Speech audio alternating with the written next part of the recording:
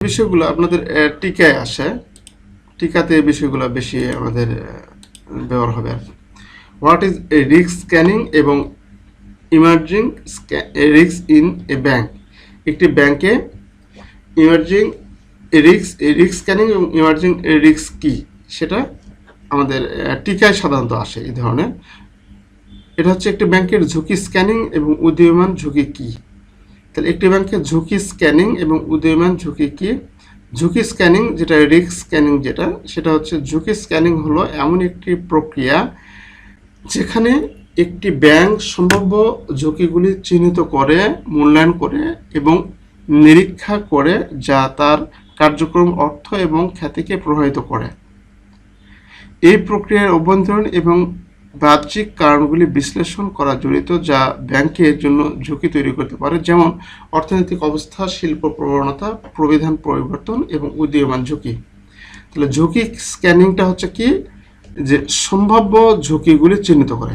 সম্ভাব্য ঝুঁকিগুলি, যে ঝুঁকিগুলি উদ্ভব হয়নি হবে, এই ধরনের ঝুঁকিগুলি যেটা চিহ্নিত করা, মূল্যায়ন করা, নিরীক্ষা করা, এটার নাম হচ্ছে ঝুঁকি রিস্ক স্ক্যানিং। আর উদীয়মান ঝুঁকি হচ্ছে, উদীয়মান ঝুঁকিগুলো হলো এমন ঝুঁকিগুলোকে বোঝায় যেগুলি এখনো সম্পূর্ণরূপে বোঝা যায়নি বা এখনো বাস্তবায়িত হয়নি, কিন্তু ব্যাংকের ক্রিয়াকলাপ, আর্থিক বা সুনামকে প্রভাবিত করার সম্ভাবনা রয়েছে। উদীয়মান ঝুঁকির মধ্যে নতুন পণ্য বা পরিষেবা, প্রযুক্তিগত উদ্ভাবন, বাজারের অবস্থা পরিবর্তন, ভূ রাজনৈতিক ঘটনা বা অন্যান্য অপ্রত্যাশিত পরিস্থিতি অন্তর্ভুক্ত থাকতে পারে, যা ব্যাংকের ব্যবসায়কে প্রভাবিত করতে পারে। তাহলে রিস্ক স্ক্যানিং এবং উদীয়মান যে ঝুঁকি, এই ঝুঁকি হলো উদীয়মান ঝুঁকিটাকে সম্ভাব্য ঝুঁকি। উদীয়মান ঝুঁকি সম্ভাব্য, এটা এই ঝুঁকিটা সম্ভাব্য ঝুঁকি না। এর ঝুঁকি স্ক্যানিং যেটা, রিস্ক স্ক্যানিং যেটা, সেটা হচ্ছে যে ঝুঁকিগুলো মানে সম্ভাব্য ঝুঁকি হতে পারে, এরকম রিস্ক স্ক্যান করা, যে হয়নি এখনো হবে। আর উদীয়মান ঝুঁকি বলতে সেই ঝুঁকিটা অসম্পূর্ণরূপে, মানে এখনো সম্পূর্ণরূপে বোঝা যায়নি, কিছু ঝুঁকি উদ্ভব হচ্ছে বা হতে পারে, এরকম। আপনি এখানে যেটা বলছেন সেটা হলো যে risk that are not yet fully understood, এটা এখনো সম্পূর্ণভাবে বোঝা যায় নাই, not yet materialized but have the potential to impact on bank, মানে এই সম্ভাবনা আছে ব্যাংকের ক্ষতিগ্রস্ত করার। হ্যাঁ হ্যাঁ, আপনার ইংরেজিটা অনুসারে দেখলাম না ঠিক আছে, ওটারই এখানে বলা আছে। এটা হচ্ছে আমাদের রিস্ক স্ক্যানিং যেটা, সেটা হচ্ছে সম্ভাব্য ঝুঁকি এখনো উদ্ভব হয়নি। আর এটার কিছু অসম্পূর্ণ বলতে, বা এখনো সম্পূর্ণরূপে বোঝা যায়নি, বা সম্পূর্ণরূপে এই ঝুঁকিটা এখনো সম্পূর্ণরূপে বোঝা যায়নি, বা সম্পূর্ণরূপে আমরা ধরতে পারিনি, শনাক্ত করতে পারিনি, কিন্তু তবে ঝুঁকিটার উদ্ভব হয়েছে, এরকম বোঝাবে। উদীয়মান ঝুঁকি মানে কি, ঝুঁকিটা অলরেডি তৈরি হয়েছে, সৃষ্টি হয়েছে। হ্যাঁ, এই ঝুঁকিটা অলরেডি তৈরি হয়েছে, সৃষ্টি হয়েছে, সেটা হচ্ছে আমাদের কাছে উদীয়মান ঝুঁকি, কিন্তু সম্পূর্ণরূপে এখনো বোঝা যায়নি, ঝুঁকিটা এখনো সম্পূর্ণরূপে বোঝা যায়নি। আর রিস্ক স্ক্যানিংটা হচ্ছে সম্ভাব্য ঝুঁকি, যেটা এখনো তৈরি হয়নি, আর ঝুঁকি হতে পারে। রিস্ক স্ক্যানিংটা ঝুঁকি হতে পারে, আর উদীয়মান ঝুঁকিটা হচ্ছে ঝুঁকি সৃষ্টি হয়েছে, কিন্তু আমরা বুঝতে পারিনি, এখন সম্পূর্ণ বুঝতে পারিনি। এই দুটোর মধ্যে এই হচ্ছে পার্থক্য।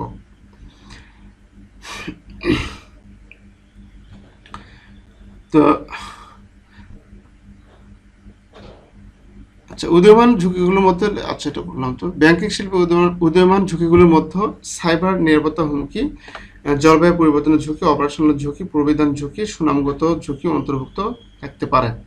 উদীয়মান ঝুঁকি শনাক্ত এবং পর্যবেক্ষণের মাধ্যমে ব্যাংকগুলি এই ঝুঁকিগুলো প্রশমিত করার জন্য সক্রিয় পদক্ষেপ নিতে পারে, যা আচ্ছা, তাহলে উদীয়মান এবং রিস্ক স্ক্যানিংয়ের মধ্যে আমাদের পার্থক্যটা হচ্ছে, রিস্ক স্ক্যানিংটা হচ্ছে আমাদের যে রিস্কগুলো আমাদের এখনো উদ্ভব হয়নি, ভবিষ্যতে হওয়ার সম্ভাবনা আছে, বা সে ধরনের ঝুঁকিগুলোকে আমরা রিস্ক স্ক্যানিং বলি, যে রিস্ক স্ক্যানিং।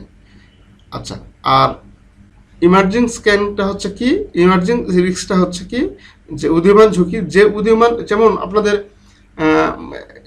এই কথাটা আরেকটু বিশ্লেষণ যদি করি, উদীয়মান খেলোয়াড় বলতে কি বুঝি? বিশ্বকাপে কিন্তু এই যে দেখা যায় যে একজন উদীয়মান খেলোয়াড় নির্বাচন করে, মনে আছে?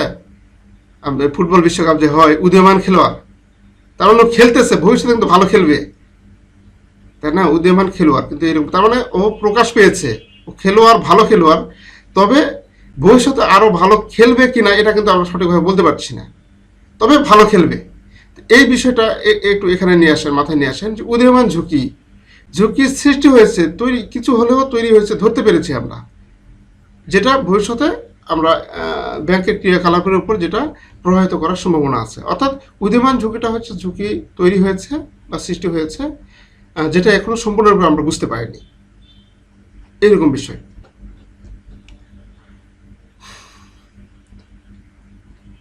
উদীয়মান ঝুঁকির বৈশিষ্ট্য চেয়েছে, what are the characteristics of emerging risk in a bank.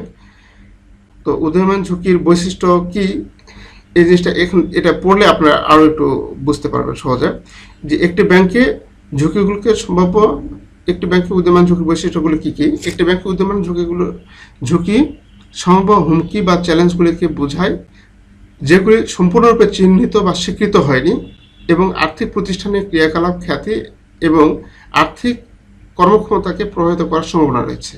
একটি ব্যাংকে উদীয়মান ঝুঁকির মধ্যে কিছু সাধারণ বৈশিষ্ট্য রয়েছে, যেমন অনিশ্চয়তা।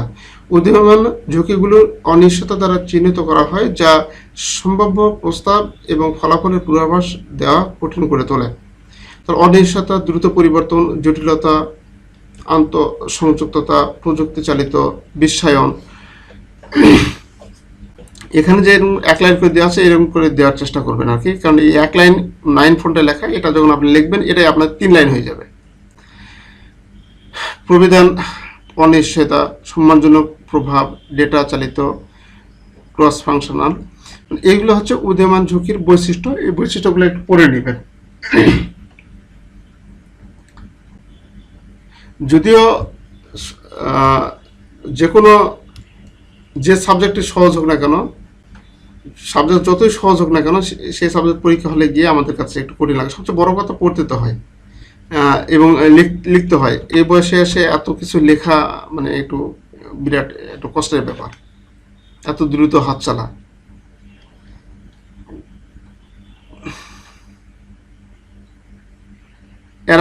এর আগে আমরা দেখলাম enterprise risk management framework, ERMF। এখন দেখব এই ইমার্জিং যে রিস্ক আছে, এই ইমার্জিং রিস্কটা উপর আলোচনা করা হয়েছে বেশি, যে এখানে ইমার্জিং রিস্ক কি, ইমার্জিং রিস্কের হচ্ছে আমাদের মানে এই যে উদীয়মান ঝুঁকির বৈশিষ্ট্য কি, উদীয়মান ঝুঁকির বৈশিষ্ট্য, উদীয়মান ঝুঁকির ক্যাটাগরিজ, উদীয়মান ঝুঁকির কত ধরনের, এক্সাম্পল আলোচনা করুন, উদাহরণ সহ আলোচনা করুন। একটি ব্যাংকে উদীয়মান ঝুঁকিগুলো হচ্ছে 1 নম্বর বলা আছে এখানে, উদীয়মান ঝুঁকির কয়টি বিভাগ বা উদীয়মান ঝুঁকি কয় ক্যাটাগরি বা কয়টি বিভাগ, উদাহরণ সহ আলোচনা করো। এখানে উদীয়মান ঝুঁকির আমরা যখন উদাহরণ সহ আলোচনা করব তখন এর 3টি শ্রেণী বিভাগ আমরা দেখতে পাই। একটি পরিচিত প্রেক্ষাপটে একটি নতুন ঝুঁকি। 1 নম্বর হচ্ছে একটি পরিচিত প্রেক্ষাপটে একটি নতুন ঝুঁকি, মানে পরিচিত প্রেক্ষাপট কিন্তু ঝুঁকিটা হচ্ছে নতুন। 2 নম্বর হচ্ছে একটি নতুন প্রেক্ষাপটে একটি পরিচিত ঝুঁকি। একটি নতুন প্রেক্ষাপট, একটু পরিচিত ঝুঁকি, মানে প্রেক্ষাপটটা নতুন কিন্তু ঝুঁকিটা হচ্ছে পরিচিত। আর একটি নতুন প্রেক্ষাপটে একটি নতুন ঝুঁকি, একটু নতুন প্রেক্ষাপট, ঝুঁকিটাও নতুন। তাহলে বিষয়টা এরকম, এখানে একটু আলোচনা দেখি যে একটি পরিচিত প্রেক্ষাপটে একটি নতুন ঝুঁকি কীরকম। এটি এমন একটি ঝুঁকিকে বোঝায় যা নতুন এবং পূর্বে চিহ্নিত করা হয়নি, তবে এটি একটি বিদ্যমান বা পরিচিত প্রেক্ষাপটে উদ্ভব হয়। ব্যাংকিং খাতে এই ধরনের উদীয়মান ঝুঁকির একটি উদাহরণ হলো সাইবার ঝুঁকি। আচ্ছা, যদি সাইবার আক্রমণের ঝুঁকি নতুন নয়, এই আক্রমণগুলির প্রেক্ষাপট ক্রমাগত পরিবর্তিত হচ্ছে এবং নতুন ধরনের আক্রমণের আবির্ভাব হচ্ছে। মানে আমরা জানি ব্যাংকে হচ্ছে সাইবারের আক্রমণ হয়, তো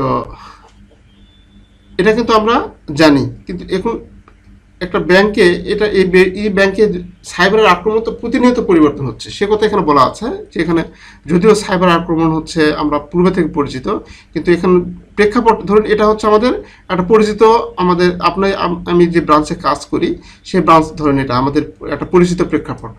তো এই প্রেক্ষাপটে একটু নতুন ঝুঁকি কি হতে পারে, যে এখানে বলা আছে, উদাহরণ দেওয়া আছে, সেটা হচ্ছে সাইবারের আক্রমণ। তো সাইবারের আক্রমণ তো আমরা জানি, সাইবারের আক্রমণ তো হচ্ছে এটা হচ্ছে পরিচিত, কিন্তু সাইবারের আক্রমণ দিন দিন পরিবর্তন হচ্ছে, সে কথাটা এখানে বলা আছে যে এই আক্রমণগুলি প্রেক্ষাপট ক্রমাগত পরিবর্তিত হচ্ছে এবং নতুন ধরনের আক্রমণ আবির্ভাব হচ্ছে।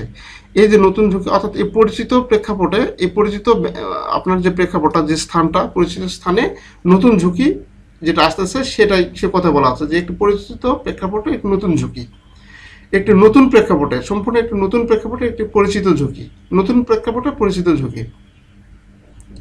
এটি এমন একটি ঝুঁকিকে বোঝায় যার সাথে ব্যাংকিং সেক্টর ইতিমধ্যে পরিচিত। ব্যাংকিং সেক্টর ইতিমধ্যে, মানে এটা এমন একটি ঝুঁকি যেটা ব্যাংকিং সেক্টর ইতিমধ্যে পরিচিত, কিন্তু যা এখনও একটি নতুন প্রেক্ষাপটে ঘটেছে, কিন্তু যা এখন একটি নতুন প্রেক্ষাপটে ঘটেছে। উদাহরণস্বরূপ, সুদের হার বৃদ্ধি একটি পরিচিত ঝুঁকি হিসেবে বিবেচিত হতে পারে, কিন্তু যদি সুদের হার বৃদ্ধি একটি নতুন অর্থনৈতিক পরিবেশে ঘটে, যেমন একটি বৈশ্বিক মহামারীর পরে, এই পরিবর্তনের প্রতিক্রিয়া জানাতে ব্যাংকগুলিকে তাদের ঝুঁকি ব্যবস্থাপনার কৌশলগুলিকে মেনে নিতে হবে। তাহলে আমাদের এই কথা এখানে বলা আছে যে একটি নতুন প্রেক্ষাপটে একটি পরিচিত ঝুঁকিটা হচ্ছে, যে এখানে যেটা বলা আছে যে পরিচিত ঝুঁকি সুদের হার বৃদ্ধি। তো এরকম সুদের হার বৃদ্ধি, এটা তো আমাদের একটা পরিচিত ঘটনা।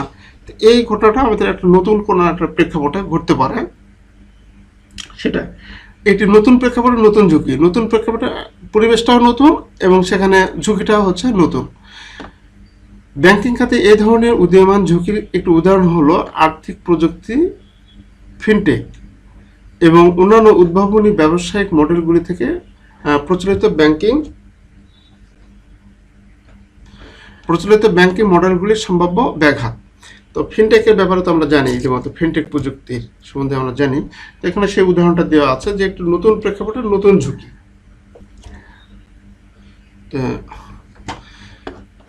এই তিনটি শ্রেণীবিভাগে আমরা উদীয়মান ঝুঁকিকে ভাগ করি: পরিচিত প্রেক্ষাপট, অর্থাৎ নতুন প্রেক্ষাপট নতুন ঝুঁকি, নতুন প্রেক্ষাপট নতুন ঝুঁকি, পরিচিত প্রেক্ষাপট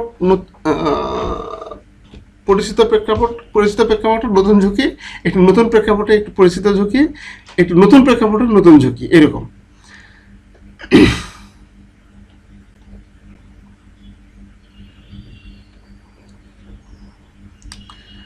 9 নম্বর আছে হরিজন স্ক্যানিং।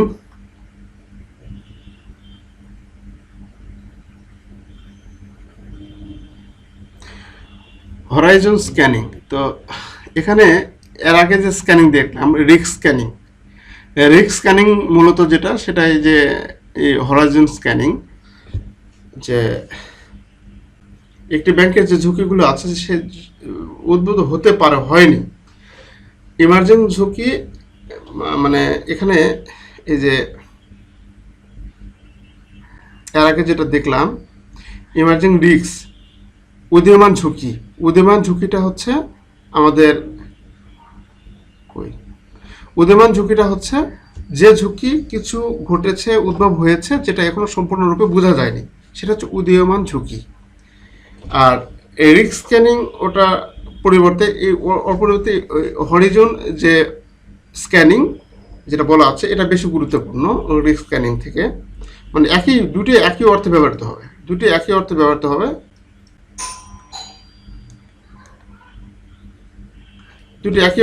হবে, তো হরিজন স্ক্যানিং এটাও একই, যে আমাদের এখানে উদ্ভূত হতে পারে, সমস্যা উদ্ভূত হতে পারে বা রিস্ক উদ্ভূত হতে পারে, কিন্তু যেটা এখনো আমরা মানে এই সমস্যাটা এখনো, মানে এই ঝুঁকিটা এখনো তৈরি হয়নি, সৃষ্টি হয়নি। তাহলে এখানে রিস্ক স্ক্যানিং যেটা এর আগে যেটা দেখলাম যে রিস্ক স্ক্যানিং, তো রিস্ক স্ক্যানিং আর হরাইজন স্ক্যানিং মূলত একই। রিস্ক স্ক্যানিংটা হচ্ছে যে মানে এই ঝুঁকিটা এখনো তৈরি হয়নি, সম্ভাব্য ঝুঁকি। এই হরাইজন স্ক্যানিংটা হচ্ছে একই ব্যাপারে, যে এখানে বলা আছে যে একটি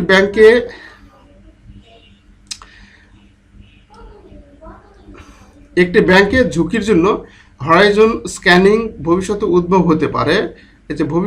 হতে পারে এমন সম্ভাব্য ঝুঁকির পদ্ধতিগত শনাক্তকরণ, মূল্যায়ন, পর্যবেক্ষণ জড়িত। এটি একটি গুরুত্বপূর্ণ ঝুঁকি ব্যবস্থাপনা অনুসরণ যা ব্যাংকগুলিকে তাদের ক্রিয়াকলাপ গ্রাহকের এবং বৃহত্তর আর্থিক ব্যবস্থাকে প্রভাবিত করতে পারে এমন উদীয়মান ঝুঁকির জন্য পূর্বাভাস এবং প্রস্তুতি নিতে সাহায্য করে। তো হরাইজন স্ক্যানিং ভবিষ্যতে উদ্ভূত হতে পারে, এই যে ভবিষ্যতে উদ্ভূত হতে পারে এমন সম্ভাব্য ঝুঁকি চিহ্নিতকরণ, মানে এই হরাইজনটা হচ্ছে উদ্ভূত হতে পারে। আর তাহলে আপনারা যদি পার্থক্য বলে যে পার্থক্য নির্ণয় করুন বা পার্থক্য করুন যে হরাইজন স্ক্যানিং এবং ইমার্জিং স্ক্যানিং যেটা আছে এই দুইটার মধ্যে পার্থক্য লেখা, তখন কিন্তু আপনি ওই একটা তথ্যের উপর ভিত্তি করে আপনি কিন্তু পার্থক্যগুলো দিতে পারবেন। যে হরাইজন স্ক্যানিংটা হচ্ছে, এই স্ক্যানিংটা হচ্ছে যে সম্ভাব্য ভবিষ্যতে হতে পারে, রিস্কটা উদ্ভব হতে পারে। আর ইমার্জেন্স স্ক্যানিং উদীয়মান ঝুঁকি যেটা, সেটা উদ্ভব হয়েছে কিন্তু ঝুঁকিটা সম্পূর্ণরূপে এখনো বোঝা যায়নি, শনাক্ত করা যায়নি, চিহ্নিত করা যায়নি। এই হচ্ছে দুটার মধ্যে মূল পার্থক্য।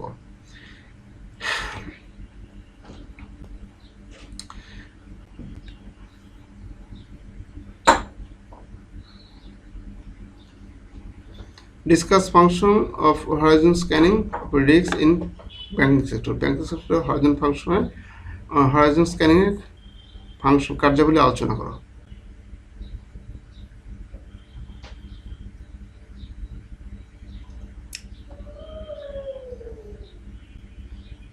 এর আগে আমরা দেখলাম যে এন্টারপ্রাইজ রিস্ক ম্যানেজমেন্ট ফ্রেমওয়ার্কের যে সুবিধাটা পড়লাম না, ওখান থেকে ওই এখানে বলছে হরাইজন, মানে আমাদের হরাইজন স্ক্যানিংয়ের কার্যাবলী আলোচনা করো। হরাইজন স্ক্যানিংয়ের কাজ কী?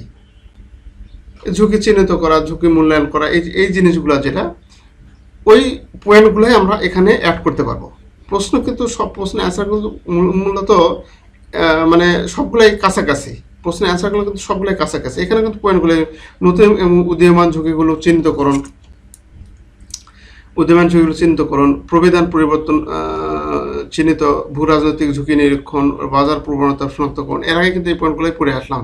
গ্রাহকের আচরণের পরিবর্তনের পূর্বাভাস, অপারেশনাল ঝুঁকি পরিচালনকরণ, অর্থনৈতিক ধাক্কাগুলির জন্য প্রস্তুতি, প্রযুক্তিগত উন্নয়ন পর্যবেক্ষণ, কৌশলগত পরিকল্পনা অবহিতকরণ, ঝুঁকি ব্যবস্থাপনা কাঠামো উন্নত করা।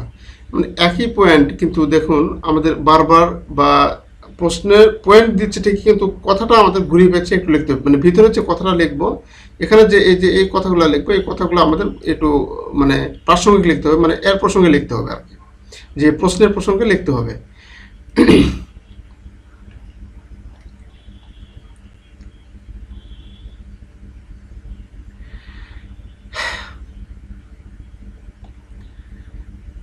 আচ্ছা, আমি আগামীকাল 11 নম্বর থেকে শুরু করি ভাই, আমার একটু সমস্যা হচ্ছে কথা বলতে। 11 নম্বর থেকে আগামীকাল বলতে সামনের সপ্তাহে হচ্ছে, যদিও হচ্ছে শুক্রবার শনিবার খুবই একটু বড় সড়ো মানে বেশিক্ষণ ধরে নেওয়ার কথা, কিন্তু রমজানের জন্য একটু আমারও একটু সমস্যাই হচ্ছে বলা যায়। হ্যাঁ, কিছু মনে নেন না, রমজান না হলে রাতের বেলাতে অনেকক্ষণ হয়তো কথা বলা যেত, কিন্তু একটু সমস্যা হচ্ছে। তো আমি আগামী যে শুক্রবার আসবে সেই শুক্রবারে 11 নম্বর থেকে শুরু করবো, 11 নম্বর পয়েন্ট থেকে প্রশ্ন থেকে শুরু করবো আর রিস্ক অ্যাপিটি, ঝুঁকি প্রবণতা। আপনারা এটা পড়বেন, সহজ আছে, এটা একটু দেখে নেবেন। তাহলে আজকে এখানে যেগুলো পড়াইলেন, হ্যাঁ আজকে যেগুলো পড়াইলেন এখান থেকে সবগুলো কি আমাদের পড়তে হবে? রিডিং তো সবগুলাই পড়তে হবে, আপনাকে রিডিং সবগুলাই পড়তে হবে, কিন্তু গুরুত্বপূর্ণ যেগুলো সেটা তো আমি বললাম যে গুরুত্বপূর্ণ হচ্ছে 1 নাম্বার। আমি এরপরে এই সিলেবাসটা এইভাবে শেষ করে নিয়ে, সিলেবাসটা যেভাবে আছে এটা শেষ করতে বেশি দিন লাগবে না, অল্প কয়েকদিনের মধ্যে হবে। তারপরে এর মধ্যে যে প্রশ্নগুলো গুরুত্বপূর্ণ সে প্রশ্নগুলো একটা আপনাদের দিয়ে দিব। এটা তো আমরা তো প্রত্যেকটা পয়েন্টে কিন্তু আমরা আলোচনা করছি বা দেখছি, কিন্তু এরপরে আমরা যে অত্যন্ত গুরুত্বপূর্ণ যেগুলো সেই বিষয়গুলো মানে সেগুলো বেশি বেশি দেখবো আমরা। আর এখানে যেটা করা হয়েছে সবগুলো আপনাদের সিলেবাসে যে টপিকগুলো আছে সবগুলো টপিক আলোচনা করা আছে এই নোটগুলোর মধ্যে। আমরা একবার পড়ে যাই, আগে একবার শেষ করে যাই, তারপরে ইনশাল্লাহ সহজ হবে আরো। তো ঠিক আছে, তাহলে আজকে এখানেই রাখি ভাই। হ্যাঁ জি, সবাই ভালো থাকবেন। আসসালামু আলাইকুম। আসসালামু আলাইকুম। ওয়ালাইকুম আসসালাম।